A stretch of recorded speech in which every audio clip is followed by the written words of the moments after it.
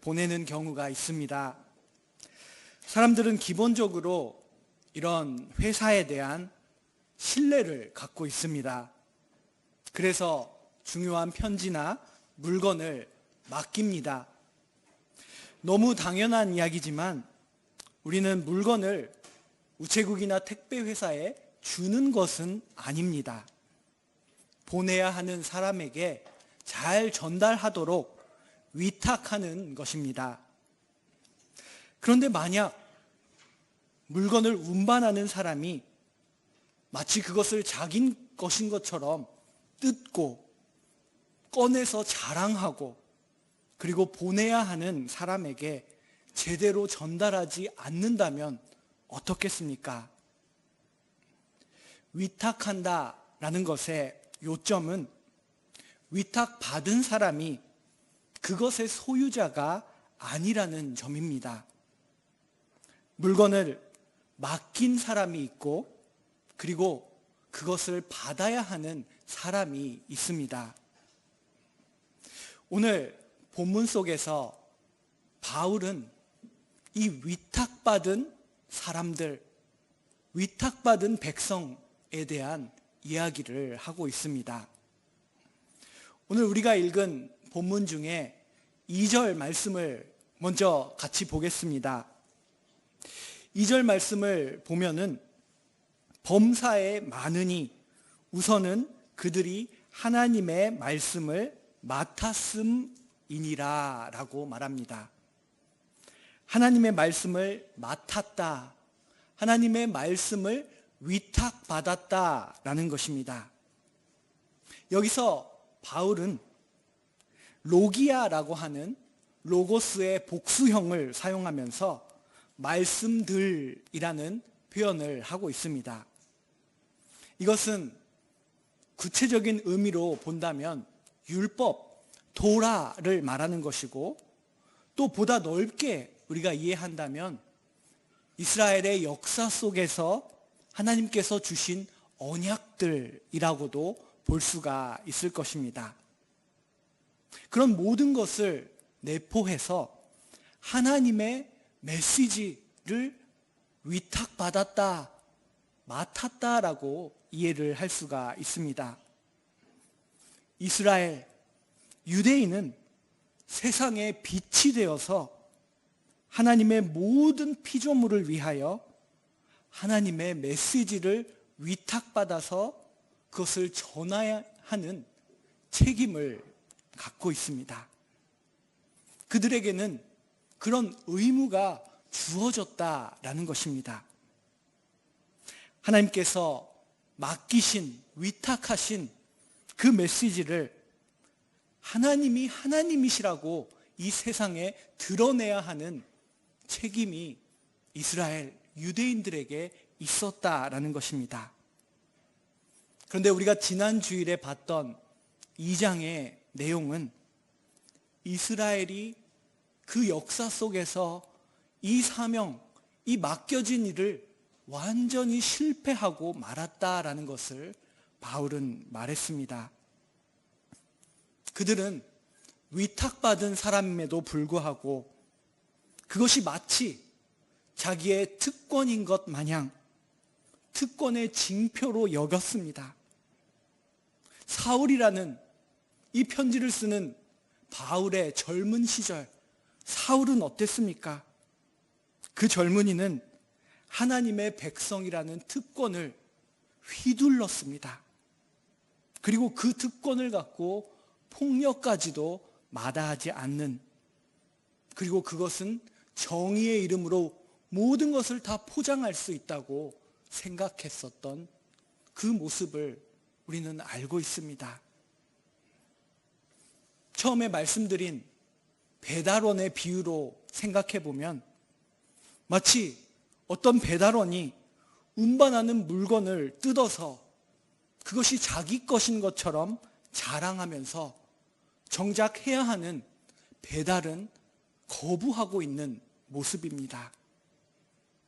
바울은 자신의 모습을 비롯하여 그런 이스라엘 유대인들의 실패한 모습을 지난 주일에 우리가 봤던 로마서 2장의 후반에서 어찌 너희가 도둑질을 하느냐, 어찌 너희가 율법을 가르치면서 율법을 범하느냐라고 그렇게 말한 바 있습니다.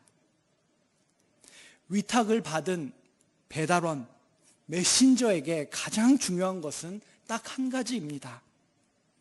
지시를 받은 대로, 위탁받은 대로 메시지를 전해야 한다는 것입니다. 자신이 위탁받은 것을 착각하고 거만하게 행동하고 정작 맡겨진 임무를 수행하지 않는다면 그 행동은 매우 이상하게 보일 것입니다. 그런데 바울은 정작 그 배달원이 자신의 이상함을 깨닫지 못한다라고 말합니다. 자신이 물건을 배달하는 역할을 수행하고 있지 못하는데도 그것을 모르고 있는 모습. 그러나 하나님께서는 그 메시지를 위탁하신 그 의뢰인의 눈에는 그 거만한 배달부의 그 이상한 모습이 그대로 보인다라는 것입니다. 이스라엘의 역사 속에는 그 하나님이 바라보는 눈으로 바라보는 사람들이 종종 등장했습니다. 그 사람들을 성경은 예언자, 선지자라고 말합니다. 또한 신약의 시대에서 우리는 세례 요한이라는 사람을 통하여 너희들이 하나님이 주신 역할을 제대로 감당하고 있지 않다라는 그 따끔한 말을 했던 모습을 볼 수가 있습니다. 그리고 그 세례 요한 다음에 오신 분이 바로 나사렛 예수였고, 나사렛 예수는 선지자들과 세례 요한과 같은 이스라엘의 이상함을 말씀하실 수 있는 분이셨습니다. 바울은 자기를 비롯하여 동포 유대인들을 고발하고 있습니다. 이스라엘의 옛 예언자들의 말, 그리고 그가 다메섹 도상에서 만난 예수 그리스도의 말씀과 정확하게 바울은 일맥상통한 고발을 하고 있습니다. 이스라엘은 하나님이 주신 신뢰를 잃어버렸다. 자신에게 주어진 사명을 감당하지 못한 무익한 배달원, 무익한 메신저가 되어버렸다라는 것입니다. 그렇다면 하나님께서는 어떻게 하시겠습니까? 우리가 지난주에 봤던 로마서 2장 24절에서는 바울이 이사야의 말씀을 인용하면서 하나님의 이름이 이방 민족들 가운데 칭송을 받지 못하고 욕을 먹고 모독을 받고 있다라고 말했습니다. 열방의 민족들은 하나님이 의뢰한 올바른 말씀을 듣기는커녕 오직 그들이 행한 것은 하나님의 이름을 모독하고 조롱하는, 하나님은 나쁜 신이라고 잘못 알게 되는 그런 결과에 이르게 되었다라고 말합니다. 이 모습은 비유적으로 생각해 보면 마치 소중한 사람들에게 매년 열심히 연합장을 써서 보냈는데 그 우체부가 그 연합장을 도중에 버려버리는 것과 같습니다. 정중한 인사를 써서 보냈는데도 상대방은 언제까지나 그 마음을 받을 수가 없습니다.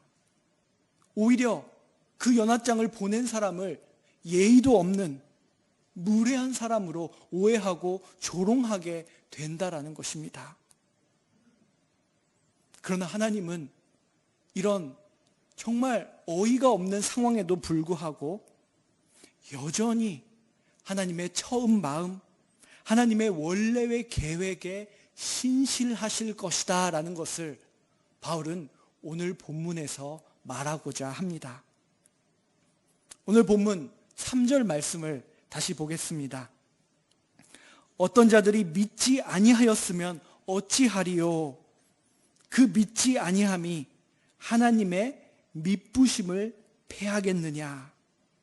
하나님의 신실하심을 패하겠느냐? 바울은 이렇게 말하고 있습니다. 이스라엘이, 유대인들이 신실하지 않다고 하여서 하나님의 신실하심이 사라지지 않는다라는 것입니다. 사라지지 않는 것뿐만 아니라 하나님은 원래의 그 언약, 계획을 계속해서 이어가실 것이다라고 바울은 말합니다. 하나님이 필요로 하시고 그리고 마침내 그 계획을 수행하도록 하는 신실한 이스라엘을, 신실한 메신저를 다시 세워 나아가실 것이다 라는 것입니다. 그렇다면 이 본문의 나머지 부분에서는 바울은 무엇을 말할까요? 바울은 이 3장에 들어와서 우리가 지난 주일에 본 2장 마지막에서 다뤘던 그 문제를 언급하지 않을 수가 없었습니다. 여러분, 지난 주일에 말씀을 기억하십니까? 하나님이 오래된 언약을 새롭게 갱신하신다. 그래서 새로운 백성을 일으키셔서 그들을 새로운 이스라엘, 유대인으로 삼으시고, 그리고 할례를 육체에 받지 않은 사람들을 할례를 받은 것처럼 여기신다라고 말씀하셨습니다. 그렇다면 유대인, 이스라엘이 된다는 것, 그리고 할례를 받는다는 것, 이것은 도대체 어떤 의미가 있는지 바울은 그 질문에 대해서 대답하기 시작합니다. 1절 말씀 다시 한번 보겠습니다. 그런즉 유대인의 나음이 무엇이며 할례의 유익이 무엇이냐? 할례를 받지 않은 이들도 할례를 받은 것처럼 여기신다 하시고, 혈통적으로 유대인이 아닌 이들, 율법 토라를 받지도 않은 사람들을 유대인처럼 여기신다고 하는데, 그러면 도대체 유대인 할례의 유익이 무엇이냐? 무의미한 일이 아니냐? 바울은 이렇게 묻습니다. 어쩌면 이 질문에 아무 의미도 없었다라는 대답을 기대할지도 모르겠습니다. 실제로 어떤 사람들은 바울이 그러한 아무 의미도 없었다라는 말을 하지 못했던 이유는 바울 안에 여전히 유대인으로서의 민족적 프라이드가 있었기 때문이다라고 그렇게 생각하고 비판하는 사람들도 있습니다. 그러나 그것은 피상적인 생각입니다. 바울은 가마리엘 밑에서 우리가 구약 성경이라고 부리는 그 성경을 평생 동안 어린 시절을 다 바쳐서 연구해 왔던 사람입니다. 바울은 하나님이 아브라함과 이삭과 야곱에게 언약을 주셨을 때 분명한 하나님의 계획, 의도가 있으셨고, 그리고 그 계획은 인간의 실패 때문에 무너지지 않는다라는 것을 말하려고 합니다.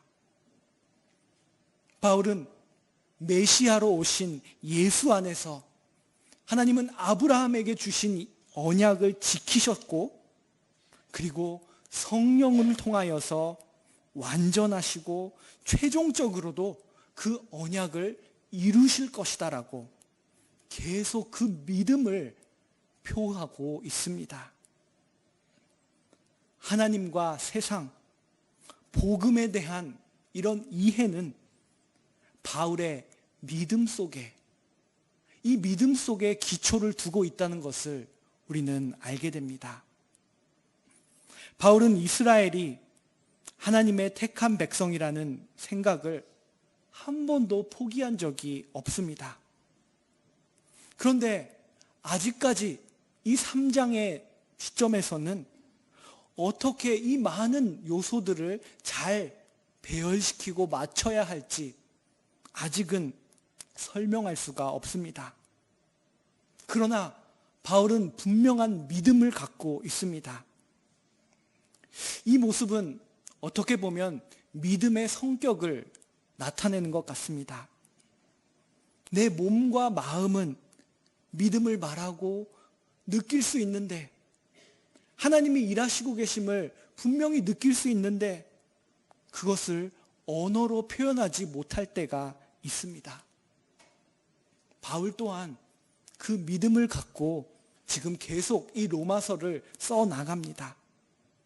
그런데 나중에 우리가 9장에 가게 되면은 바울은 같은 질문으로 다시 돌아와서 마침내 그 모든 것이 어떻게 이루어지는지를 풀어나갈 것입니다.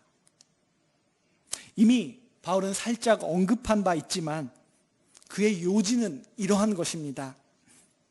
이스라엘이 하나님의 메신저가 되라는 그 명령에 실패했음에도 불구하고 하나님은 자신의 약속에 계속해서 신실하실 것이다.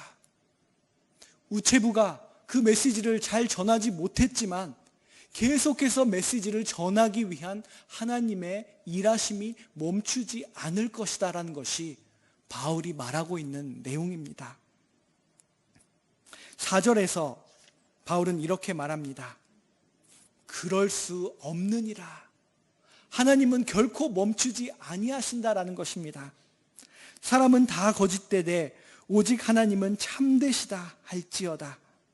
기록된 바 주께서 주의 말씀에 의롭다함을 얻으시고 판단받으실 때에 이기려 하심이라 함과 같으니라. 바울은 여기서 시편 51편 6절의 말씀을 인용하면서 이 4절의 말씀을 하고 있습니다. 하나님께서 실로 의로우신 분이라는 것을 나타내면서 인간의 죄성을 고백하는 위대한 시편의 참회의 시 중에 하나인 이 시편 51편을 바울은 여기서 인용합니다. 하나님과 이스라엘은 사실 소송을 할 그런 대상이 아니다라는 것입니다.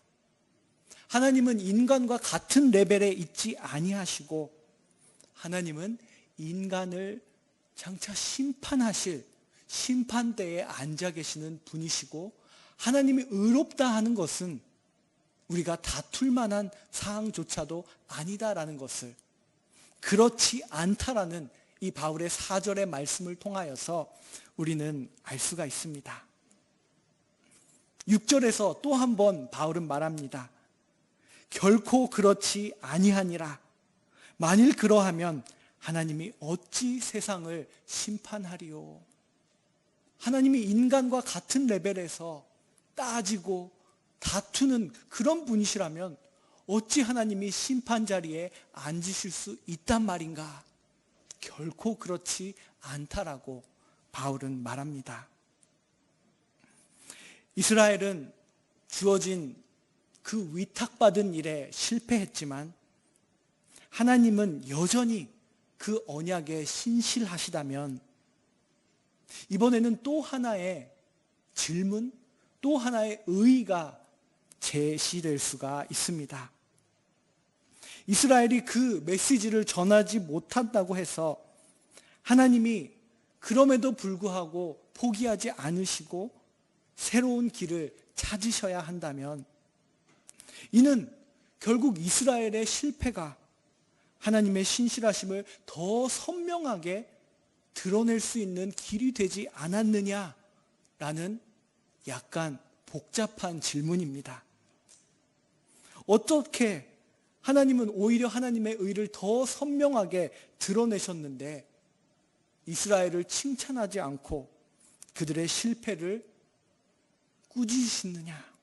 어찌 이스라엘이 나라가 멸망하게 하셨고 바벨론 포로기를 겪게 하셨고 지금도 계속되는 로마 제국의 지배를 받게 하느냐? 하나님은 나쁘신 분이 아니냐라는 그런 질문입니다. 오늘 본문에서 바울이 말하고자 하는 이러한 비꼬인 조롱과 같은 질문은 가장 오래된 바울을 향한 조롱 중에 하나였습니다.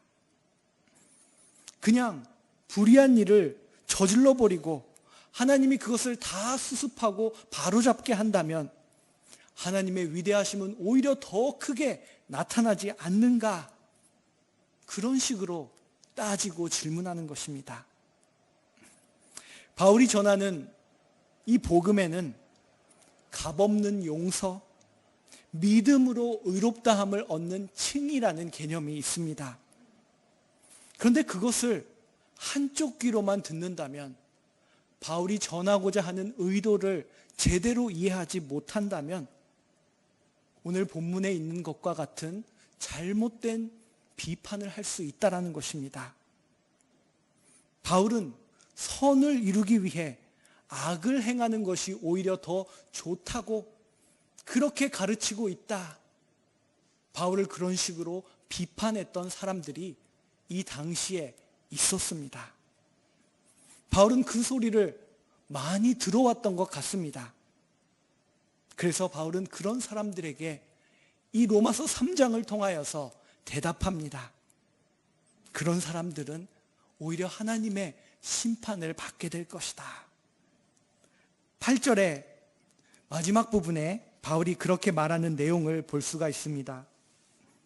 또는 그러면 선을 이루기 위하여 악을 행하자 그렇게 말하지 아니하겠느냐?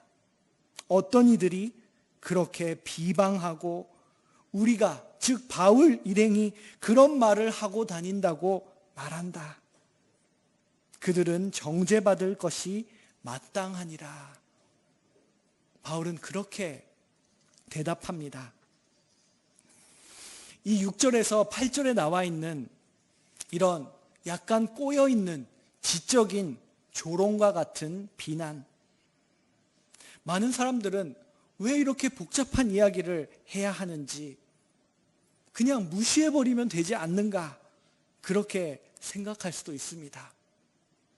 그런데 바울은 그러한 복잡한 질문에도 자신의 편지를 통하여서 대답해 나아가려고 하는 노력을 멈추지 않습니다.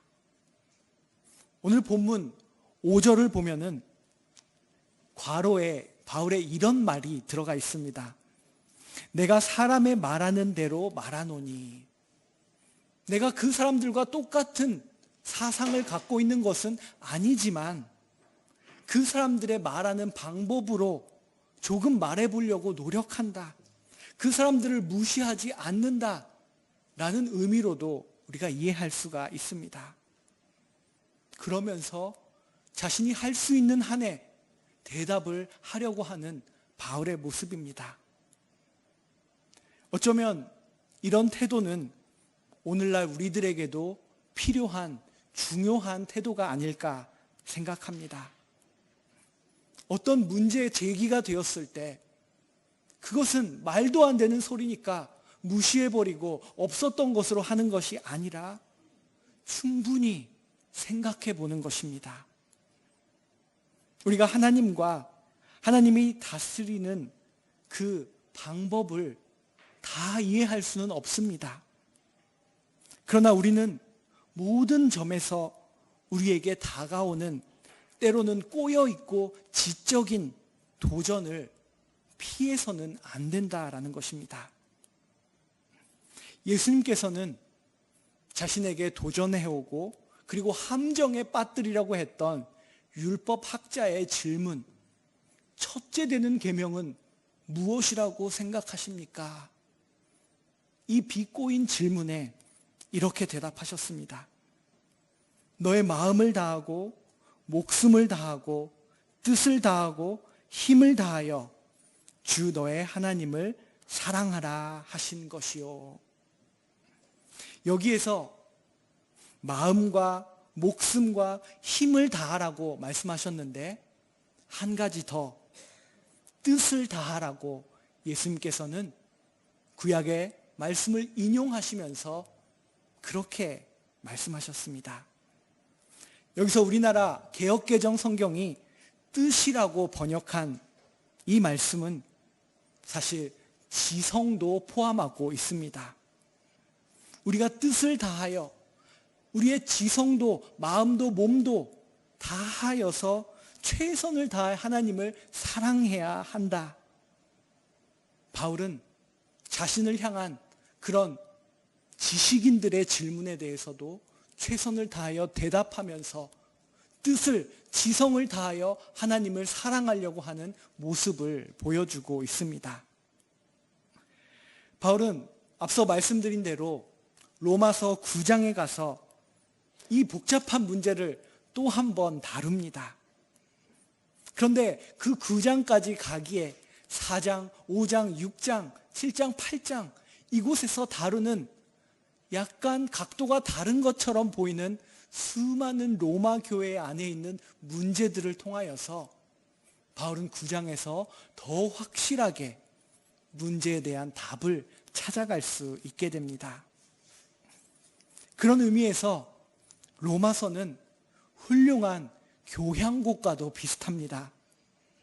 본문이 하나하나 전개될 때 처음에는 한 줄기의 작은 불빛과 같은 말씀들이 잘 안 보이는데 점점 하나가 되어서 후반에 갈수록 아름다운 곡이 되어가는 모습을 보게 됩니다. 바울은 유대인 곧 하나님의 언약 백성의 일원으로 부름을 받는다는 것이 결코 대수롭지 않은 일이 아니다. 그 이야기를 전하려고 합니다. 어떤 사람들은 유대인 이스라엘 그것은 다 옛날 것이고 이제는 새로운 것이 왔으니 유대인도 할례도 다 쓸데없는 것이 되었다라고 말합니다. 특별히 이 로마 에클레시아, 로마 교회는 이방인들이 더 많이 있었던 교회였습니다. 그들 중에는 유대인 그리스도인들을 더 멸시하려고 하는 그런 긴장감이 있었다라는 것입니다.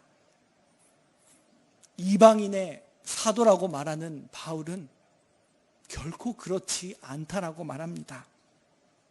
그렇게 유대인이라고 하는 하나님의 부르심, 그것을 쓸데없는 것이라고 결코 말해서는 안 된다라고 말합니다. 아직 예수 그리스도를 영접하지 않은 유대인들을 그리스도인들이 바라볼 때 그렇게 바라봐서는 안 된다라고 바울은 말합니다. 만약 그렇게 이해를 한다면 바울이 전하는 복음을 잘못 이해하게 될 것입니다. 이제 우리는 3장 뒷부분에서 계속 볼 것이지만 하나님이 메시아 예수 안에서 하나님의 그 원래의 언약과 계획을 충실하게 이행하신다는 것을 바울은 말할 것입니다. 오늘 본문도 그 핵심을 향하여 나아가고 있습니다. 예수님은 이스라엘의 대표로서 이스라엘이 드러내야 했지만 전해야 했지만 실패했던 그 메시지를 순종을 통하여 전하시는 분이십니다. 우리는 언약에 충실하신 하나님의 계획 속에서 메시아 그리스도로서 오신 예수님을 믿고 영접한 사람들입니다. 이것은 곧 우리가 새롭게 하나님의 말씀을 위탁받은 사람들로 부름을 받았다라는 것을 의미합니다.